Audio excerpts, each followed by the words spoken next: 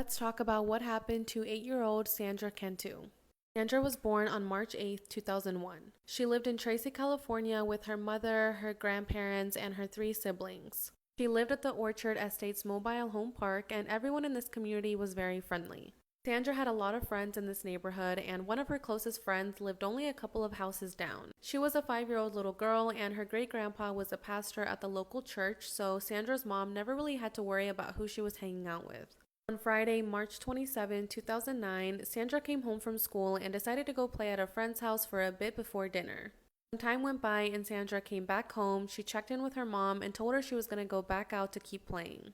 A couple of hours went by since Sandra was last seen, but Maria wasn't too worried. Like I said, she knew all of Sandra's friends, she trusted the community, and she knew Sandra would be back before dinner time. However, when dinner time rolled around at 7 p.m., Sandra had still not come home.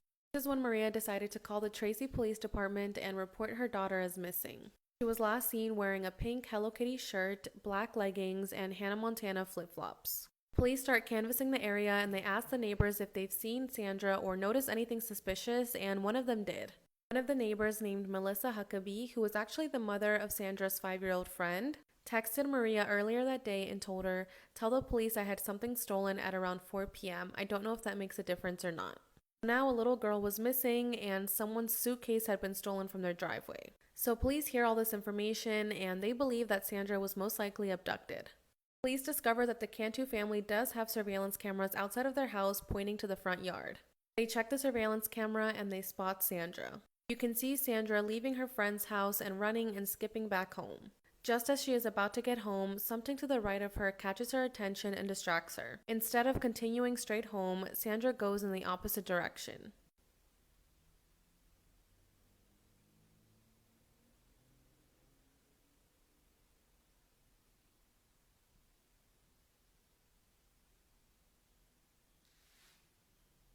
So police begin to compile a list of suspects, and at the top of the list is Sandra's father, Daniel. Daniel and Maria were going through a pretty rough divorce, so they thought this might be motive for him to abduct his daughter. However, they checked his alibi, they cleared him, and he was no longer a suspect.